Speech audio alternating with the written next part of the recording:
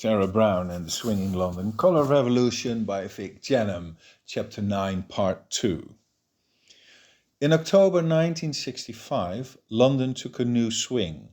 Michael Hollingshead, a British researcher at Harvard University and friend of acid guru Timothy Leary, had moved to London to introduce the hip scene to LSD, the psychedelic wonder drug people had started talking about. Michael set up shop in Pont Street, literally a stone's throw away from our den.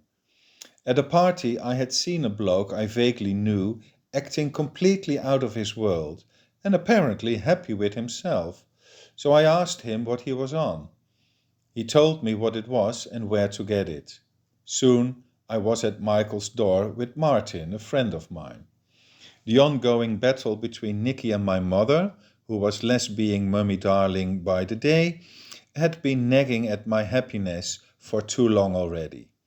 I desperately wanted it to be over, but I still wasn't ready to dump her. I owed my life to her.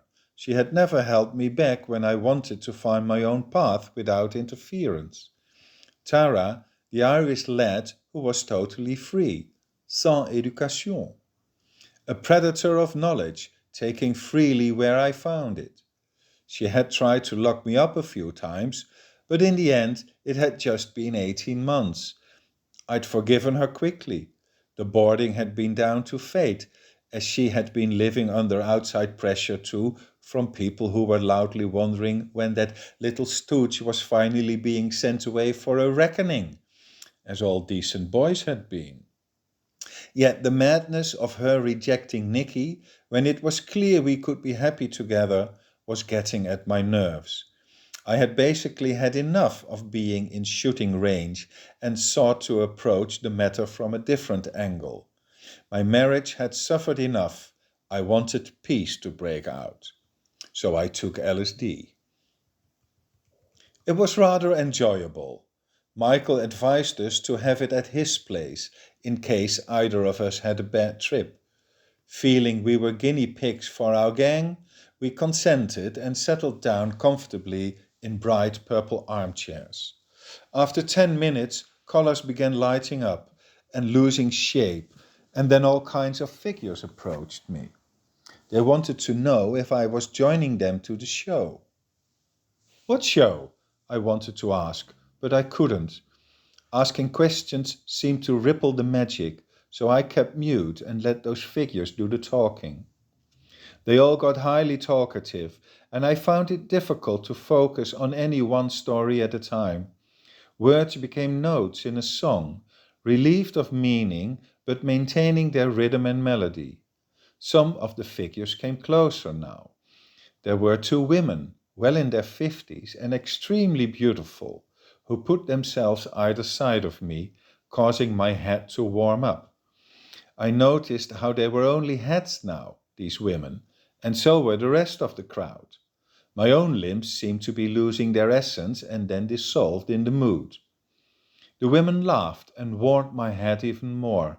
Whatever happened after that, and I wasn't even sure if anything was happening at all, moved in a time loop, repeating itself in an uncountable number. I had lost all sense of time and space.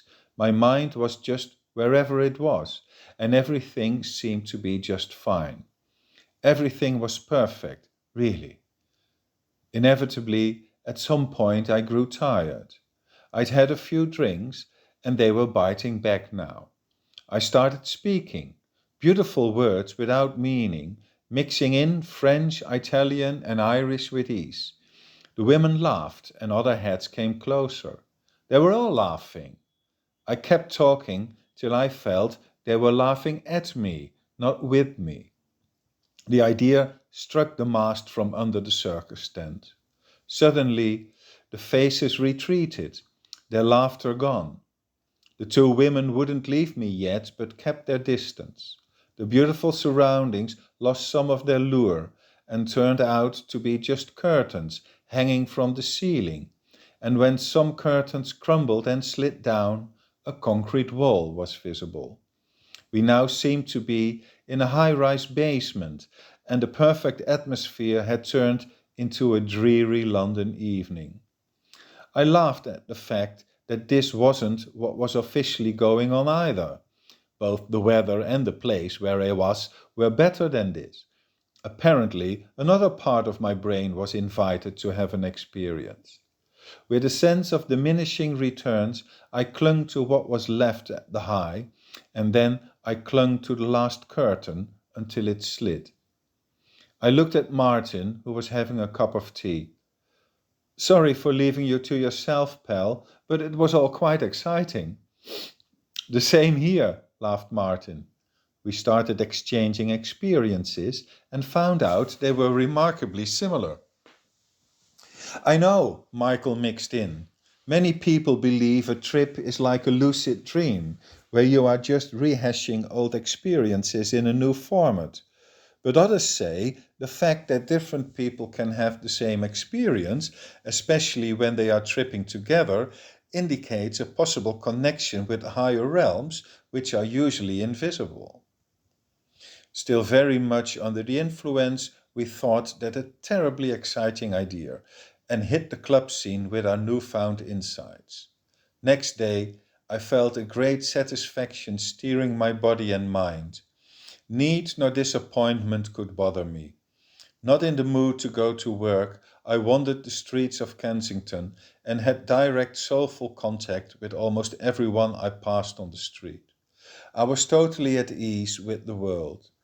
I tested myself on my mother that evening, but it was the wrong moment. She was in a foul mood, not allowing anyone to cheer her up.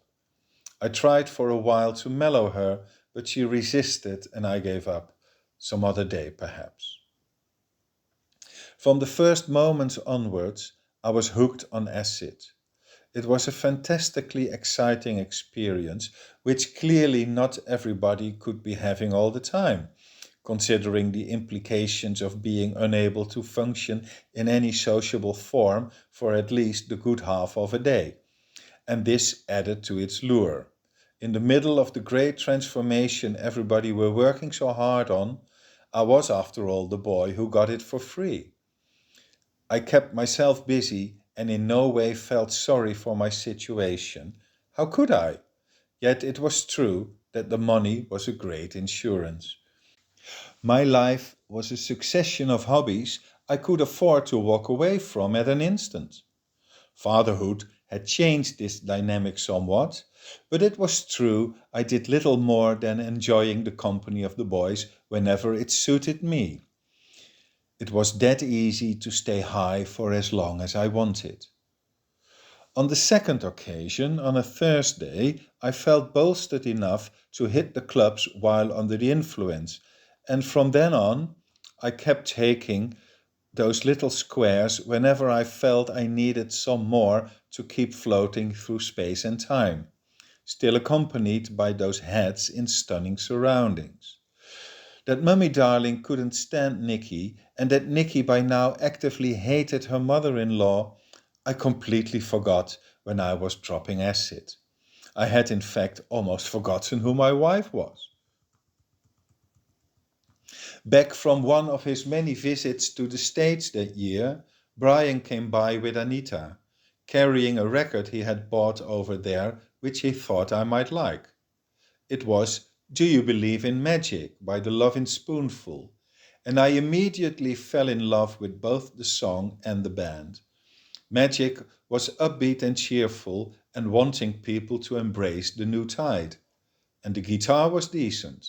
It was great music for cars. Music for picking up chicks on King's Road, said Brian. We were all seemingly fine, so I thought it opportune to hand out tiny squares for a trip together. I'd asked Michael for a light dose, as it was sure to be Nicky's first, and she wasn't much of a dopehead. We all dropped and had a wonderful time together, in which things happened between us that we are going to leave there. We played the spoonful endlessly over, and I decided that I wanted to see them, that I would love to invite them to my upcoming 21st birthday, which I was planning to celebrate effusively. I made a mental note, forgot about it immediately, and recalled it next afternoon.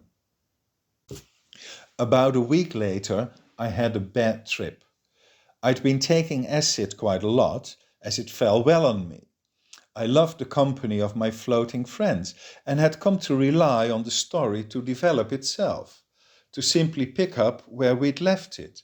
Me and my weird entourage moving through surroundings I vaguely recognized as being London, but then it suddenly refused to go along. The heads were all shouting at me in poorly articulated anger, hurling meaningless insults which nevertheless hurt terribly, and giving me the shivers. For an undisclosed amount of time, I vainly tried to fight off the madness around my head. And when I couldn't, I just downed a bottle of whiskey, said some obscene things to the people we were entertaining at home that night, and fell asleep. Next day, I pledged this was only for sometimes. I knew there were people out there trying to trip all the time, but it wasn't working for me, nor was it going to change Mummy Darling's stance. For the good of our little unit, I took it easy, though acid remained my favorite weekend drug for a long while.